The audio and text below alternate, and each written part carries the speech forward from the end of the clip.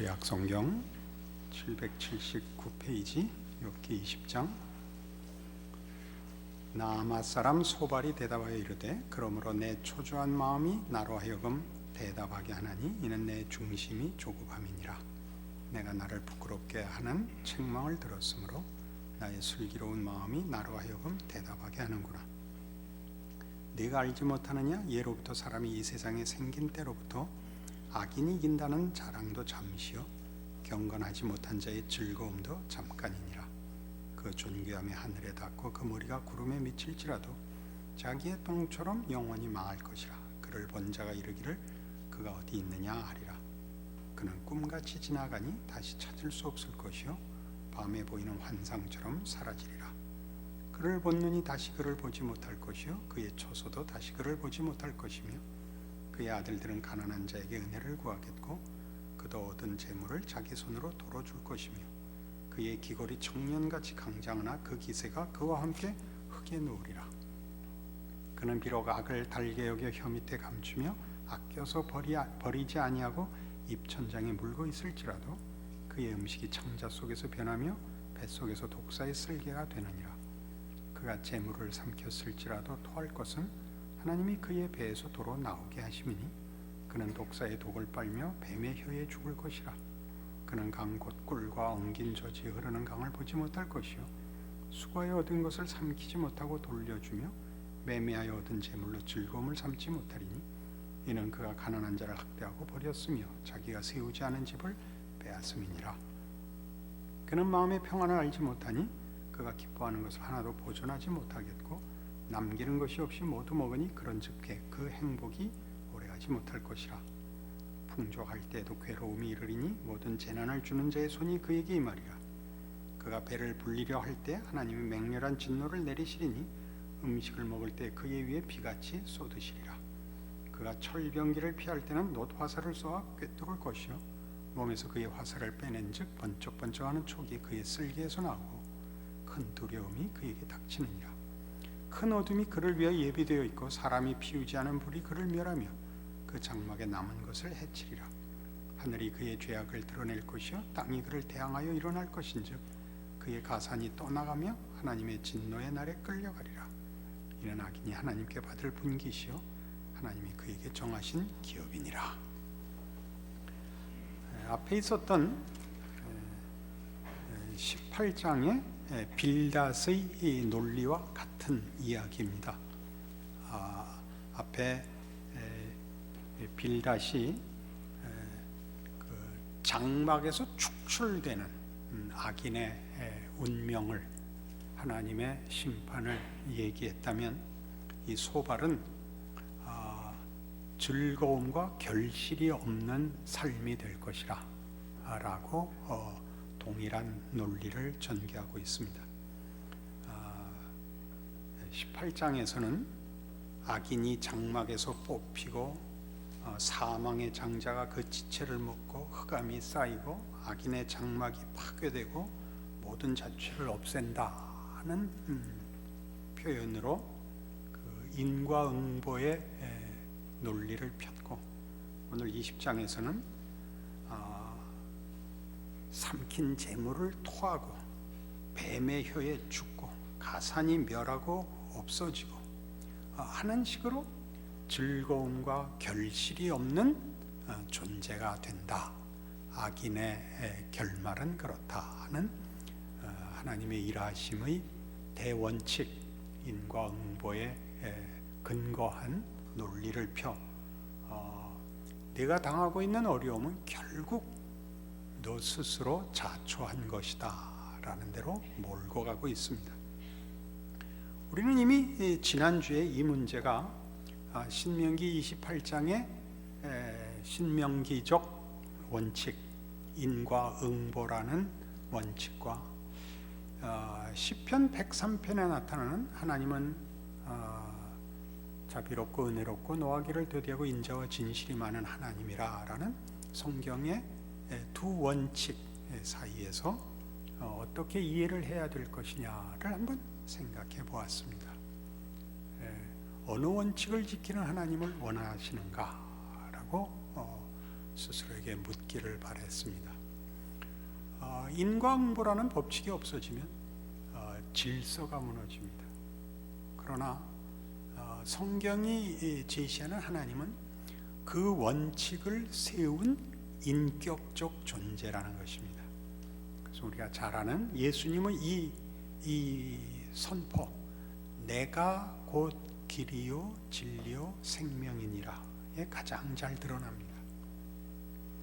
길과 진리와 생명이 개념이 아니며 원칙이 아니며 법이 아니며 인격이 만든 성실함이라는 것입니다. 인격이 그것을 잡고 있다면 그 원칙들은 유익을 위해서만 효력을 발하고 손해를 위해서는 융통성을 가질 수 있다고 얘기하는 것이죠. 유익을 위하여 그 원칙이 힘을 발휘한다는 뜻을 아시겠죠. 그러니까 우리는 어떤 얘기를 하면 늘 죄악된 성품으로 인하여 면책과 핑계의 자리를 찾죠. 우리 하나님의 주권과 인간의 자유를 대조시키면 하나님의 주권을 강조하여 예정을 강조하면 내 책임은 없다로 도망가고, 인간의 책임을 강조하면 결국은 내가 내 운명을 결정한 것이다라는 자랑으로 가죠. 그쪽으로 가는 것은 두 강조의 나쁜 쪽, 우리가 생각하는 나쁜 쪽의 적용이죠. 하나님은 그걸 다 어느 쪽에 쓰셨죠? 우리의 한계를 극복하는 하나님의 능력을 얘기하기 위해서 하나님의 주권을 강조하고, 우리가 책임 있는 삶을 살아 훌륭한 사람이 되어야 하는 것을 목적하여 책임을, 자유를 강조하는 성경이 하고 싶은 얘기를 우리는 뒤집어서 도망가고 핑계대고 외면하는 대로 갖다 끌어쓰죠. 그래서 그 원칙 혹은 그 일하시는 하나님에게 하자가 있는 것이 아니라 우리의 죄성이 그렇게 하는 거죠. 죄성이 그렇게 하는 거죠. 그래서 이 19장에 나오는 욥의 이 말하자면 절규 같은 어떤 간증에 해당하는 19장 25절, 내가 알기에는 나의 대속자가 살아계시니 마침내 그가 땅 위에 서실 것이라. 내 가죽이 벗김을 당한 뒤에도 내가 육체 밖에서 하나님을 보리라. 내가 그를 보리니 내 눈으로 그를 보기를 낯선 사람처럼 하지 않을 것이라. 내 마음이 초조하구나. 나의 대속자가 땅 위에 서실 것이라. 이 표현을 지난주에 제가 다른 좀 의역을 한 주석가의 표현을 따라 티끌을 위하여 서실 것이라 라는 번역을 소개했었습니다.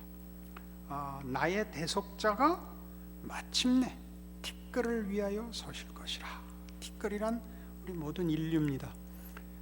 진흙으로 빚어진 인간을 낮추어 티끌, 죽으면 다시 돌아가는 티끌에 불과한 존재인 인간을 이제 이 19장에서 이미 나의 대속자가 살아계시니 마침내 그가 티끌을 위하여 서실 것이라 라고 욥의 어떤 비명 같고 어떤 계시의 섬광 같은 그의 간증이요 소원을 우리가 19장에서 보았습니다. 그 19장을 18장의 빌닷과 20장의 소발이 인과응보라는 그 종교성의 보편적인 원칙으로 이렇게 꽉 묶고 욥을 묶고 있죠. 욥은 그 원칙 밖에 지금 서 있습니다. 원해서가 아니요, 도를 깨우쳐서도 아니요. 그가 원해서가 아니라 하나님이 그를 밀어냈죠. 우리 그 욥기 1장에서 하나님이 사단에게 너는 왜 그 모양이냐? 욥을 봐라 했을 때 사단이 이렇게 대답했습니다. 그가 까닭없이 하나님을 섬기겠습니까? 그와 그 집과 그 모든 소유물을 산 울로 두르심이 아니니까, 울타리를 쳐 보호하시니까 그가 하나님을 섬겼죠. 그래서 하나님이 뭐라 그랬습니까? 그래? 그럼 그거 한번 깨보자가 됐죠. 그걸 깨서 사단이 요구했던 건 욥의 무너짐, 욥의 배신을 의도했지만 하나님은 그걸 깨서 어디로 끌고 나오시죠? 신명기 28장이 그런 경직된 법칙이 아니라 인격자의 손에 쥐어진 법칙이라는 걸 보이는 시편 103편으로 끌고 나오고 있는 셈입니다. 이런 식의 표현은 많습니다. 요나서 2장 보시겠습니까? 구약 성경에 이런 표현들이 있다는 걸 한번 보실까요? 1288페이지 구약 요나서 2장 1절 말씀부터 보죠.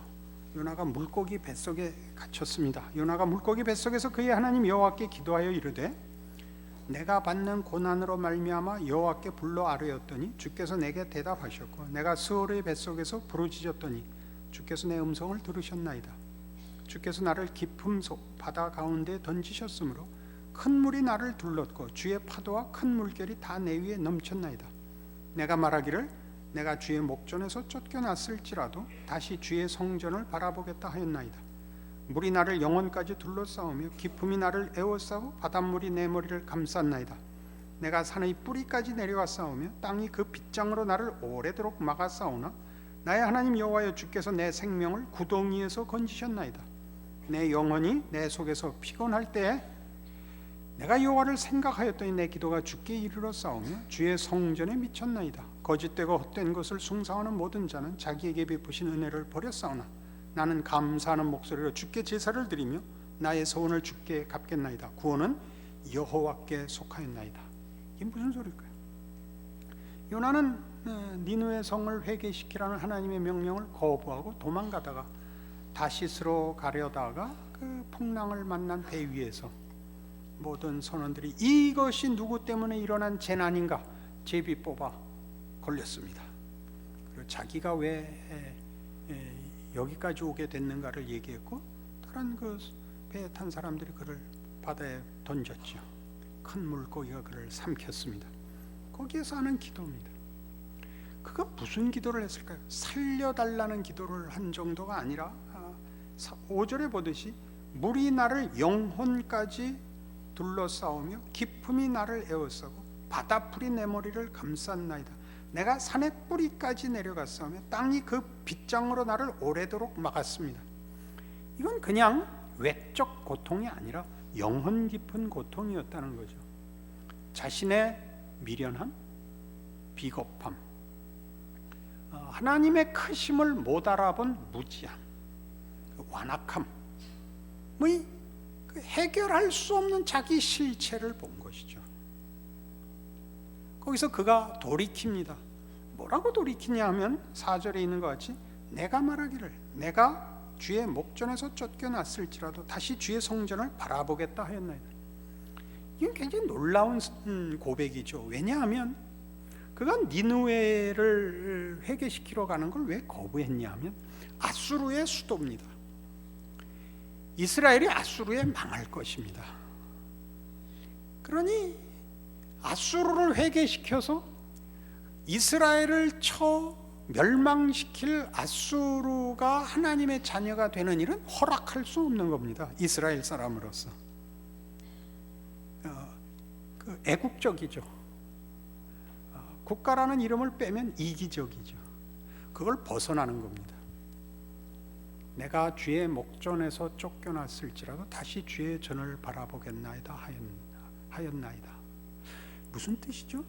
하나님이 나를 버려도 나는 하나님 이제 못 버립니다. 그게 무슨 뜻일까요? 하나님의 위대하심과 의로우심과 신실하심에 대하여 항복합니다. 하나님이 나를 버린다 할지라도 하나님이 오르십니다.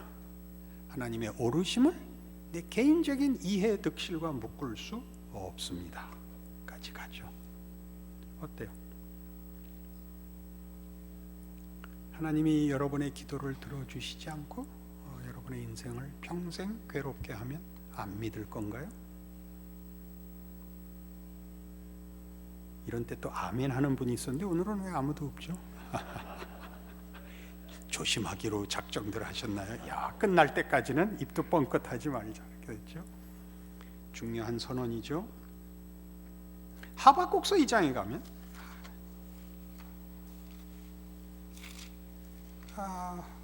1302페이지입니다.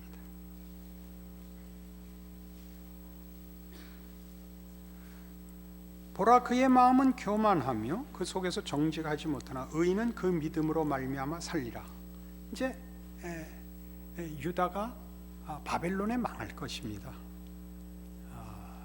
그러니까 하박국이 왜 이 나라가 이 꼴이 되었습니까? 라고 기도를 했죠. 하나님 앞에. 야, 너 지금 그 현실을 갖고 놀랄 거 없다. 더 큰일 벌어진다.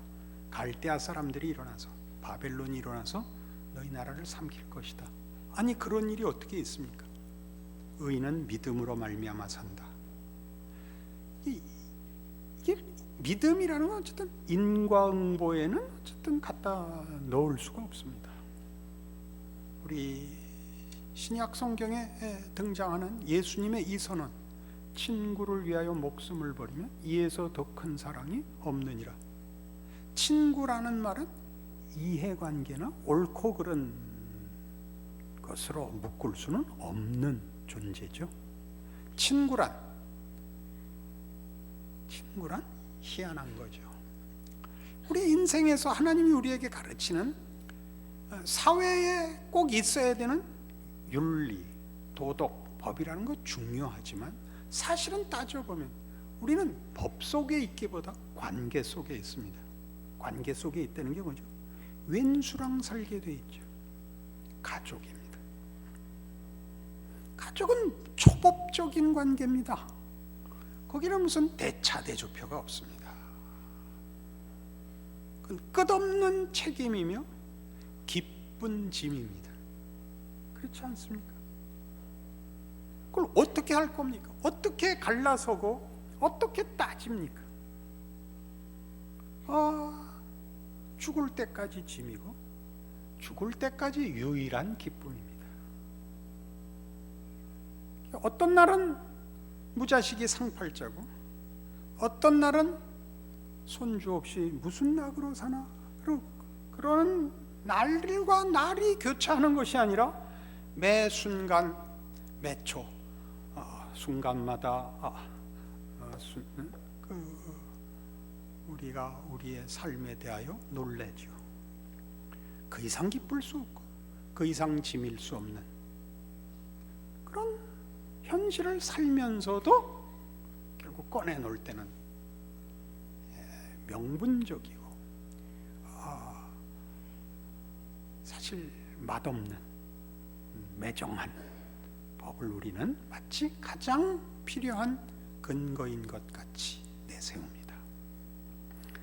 서두에도 말씀드린 같이 그것이 인격의 손에 붙잡힌 법이라는 걸 모르면, 그 법을 만드시고 그 법을 적용하시는 분이 하나님이시라는 것을 모르면 우리는 스스로가 불안하고 힘들 뿐만 아니라 그걸 누군가를 그 법칙으로 붙잡아 나를 편하게 하는 데 밖에 쓸 줄 모르게 됩니다. 새 친구들은 옳은 말을 하지만 적당하지 않게 쓰는 자들인 것입니다. 그러니 욥이 자꾸 무슨 불평을 하죠? 너희들은 내 친구 아니냐?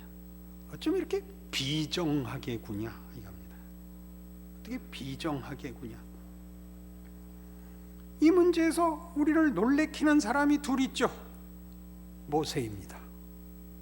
모세는 창세기 32장에서 이스라엘 백성들이 율법을 받으러 시내산 위로 올라간 모세가 40일 동안을 내려오지 않자 금송아지 만들어 하나님의 진노를 사고 하나님이 손수 써준 그 십계명을 가지고 내려와 던져 깨뜨립니다. 하나님 앞에 올라가 용서를 구합니다. 하나님 뭐라 그러시죠? 내가 이스라엘 백성을 진멸하고 너로 새로운 민족을 만들겠다. 모세가 뭐라고 답했죠?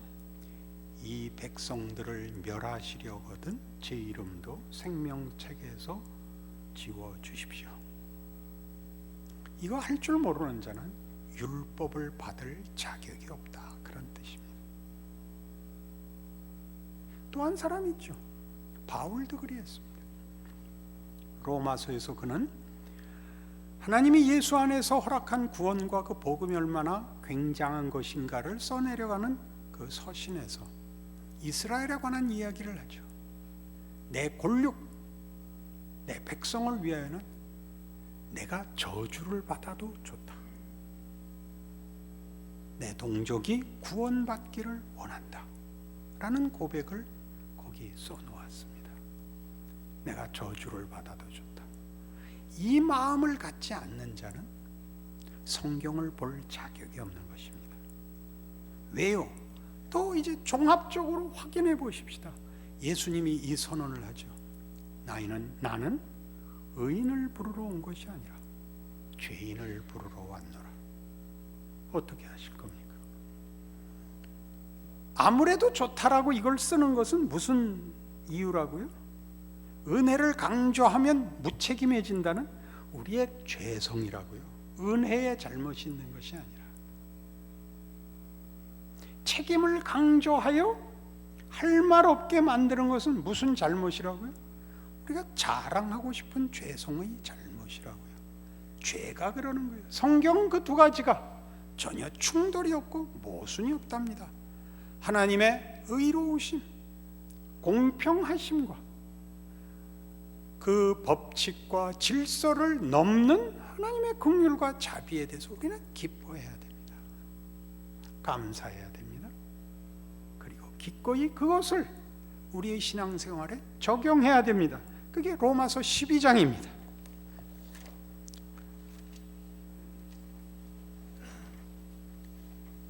로마서 12장에서 우리는 성경이 우리 성도들에게 요구하는 신앙 실천에 대하여 이런 말들을 만납니다. 9절부터 보죠. 사랑에는 거짓이 없나니 악을 미워하고 선에 속하라. 사랑이라는 이름으로 죄를 져도 된다, 그런 얘기는 전혀 아닙니다. 사랑엔 거짓이 없나니 악을 미워하고 선에 속하라.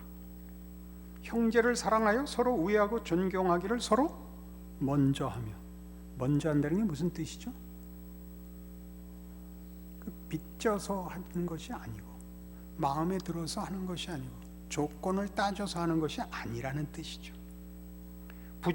부지런하여 게으르지 말고 열심을 품고 주를 섬기라. 만만치 않죠? 열심히 주를 섬겨야 됩니다. 이렇게 째려보고 기다리시면 안 됩니다. 방관자가 되시면 안 됩니다. 소망 중에 즐거워하며 환난 중에 참으며 기도에 항상 힘쓰며. 기도하라는 것은 내가 할 수 있는 일보다 더 큰 일을 하시는 하나님을 기억하라는 말입니다. 성도들의 쓸 것을 공급하며 손 대접하기를 힘쓰라. 할 수 있는 것 하세요. 남이 안 하는 것 지적하지 말고 자기가 할 수 있는 것 하세요. 너희를 박해하는 자를 축복하라. 축복하고 저주하지 말라. 즐거워하는 자들과 함께 즐거워하고 우는 자들과 함께 울라. 이게 뭐라 그랬죠? 기쁨을 나누고 슬픔을 나누십시오. 16절에 그 설명이 나오죠. 서로 마음을 같이 하며 높은 데 마음을 두지 말고 도리어 낮은 데 처하며 스스로 지혜 있는 체 하지 말라. 잘난 척 하지 말라. 그거 너 지금 기쁘다고 좋아할 거 없어. 두고 봐. 이딴 소리 하지 마시고, 너 왜 이렇게 멋대가리 없이 그러? 왜 밤낮 징징 그러지 마시고. 얼마나 힘들어 그러세요. 표정 한번 만들어 보신다. 이 표정을 늘 기억하세요. 연습하셔야 돼요. 그죠? 할 수 있거든 너희로서는 모든 사람과 더불어 화목하라. 이건 이제 결론을 내리는데, 이 결론에서 여러분 이 앞에 있었던 말이 무슨 뜻인지 아시게 됩니다. 내 사랑하는 자들아, 너희가 친히 원수를 갚지 말고 하나님의 진노하심에 맡기라. 기록되었으되 원수 갚는 것이 내게 있으니 내가 갚으리라고 주께서 말씀하시니라. 네 원수가 줄이거든 먹이고 목마르거든 마시게 하라. 그리함으로 내가 숯불을 그 머리에 쌓아놓으리라. 이게 무슨 얘기냐 하면 원수는 없다는 겁니다. 원수가 생긴 이유는 뭐죠? 내 복을 가로챘다고, 나를 넘어뜨렸다는 겁니다. 그렇지 않다는 겁니다. 우리 요셉 얘기했었죠. 요셉이 팔려가서 그 고생을 하고 나중에 형들을 만나서 뭐라고 답하죠? 자기 인생을 되돌아보고 알게 됐습니다. 하나님의 일하심을. 형님들 걱정하지 마십시오. 나를 여기 보낸 건 형님들이 아니라 하나님이셨습니다. 원수는 없다는 겁니다. 우리 인생에 원수는 없습니다. 우리의 이해관계와 우리의 연약함이 만든 분노이지 원수 없답니다. 하나님이 다 그 모든 것으로 일하신답니다.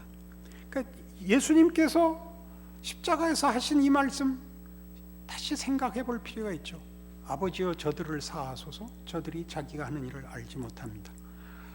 잘못하는 걸 알지 못할 뿐만 아니라 그 일로 하나님이 일하고 있는 것 저들이 모르고 있습니다 까지 들어가죠.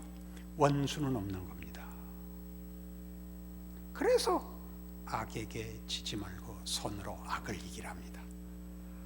상대방이 한 대로 갚고 그 원한을 상대방에게 풀지 마시고 하나님의 일하심을 믿고 감수하라는 겁니다. 무시무시하고 생각해보면 우리 인생에 겁날 것이 없구나라는 생각에 여러분 뿌리를 내리셔야 됩니다. 욥은 아직 힘듭니다. 그러나 그는 하나님의 이 기이한 인도하심 속에 더 큰 하나님, 더 깊은 하나님을 만나고 있습니다.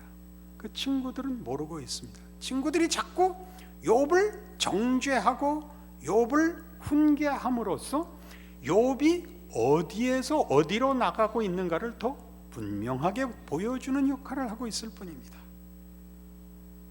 여러분들이 이 세 친구의 옳은 말에 그치지 마시고 더 나아가는 욥의 경험과 그를 인도하시는 하나님이 이제 욥에게 베푸시는 더 큰 하나님의 일하심에 대하여 배워나가신다면 세 친구들이 욥을 붙들어 매우 확인하여 스스로 안심하려는 경지를 넘어가는, 그래야 끝에 나오는 욥이 친구들을 위하여 기도해야 되는, 용서를 구해야 되는 하나님의 판정의 깊은 인도하심 속까지 가시게 될 겁니다. 그리하면 하나님이 우리 평생에 과연 늘 함께 하셨고 모든 것을 복이 되도록 하나님이 친히 개입하셨다는 것을 아시는 날이 옵니다. 여호와는 나의 목자시니 내게 부족함이 없으리로다가 나의 고백이 되고 하나님을 사랑하는 자 곧 그 뜻대로 부르심을 입은 자들에게는 모든 것이 합력하여 선을 이루느니라가 우리의 선언이 될 것입니다. 그 길에 들어선 줄 아시는 여러분들의 신앙이요, 고백이요, 인생이기를 바랍니다. 기도하십시다. 하나님 아버지 은혜를 감사합니다. 하나님의 크심과 위대하심과 놀라우심과 거룩하심을 확인하고 또 확인합니다. 그리고 우리 인생을 돌아보니 과연 우리가 손해본 것이 없다는 것을 깨닫습니다. 우리의 눈물, 한숨, 분노 그리고 절망들이 다 오늘 우리를 잊게 하였고 우리의 실수와 실패와 무지와 게으름과 비겁함을 가지고 하나님은 그대로 갚지 않으셨고 선으로 갚으셨음을 고백할 수밖에 없습니다. 그리 깨우치셨으니 나눌 수 있게 하옵소서. 세상과 우리 후손들 앞에 하나님을 사랑하는 자의 넉넉함을 증언하고 우리의 인생으로 보여줄 수 있는 복도 감당하게 하옵소서. 예수님 이름으로 기도합니다.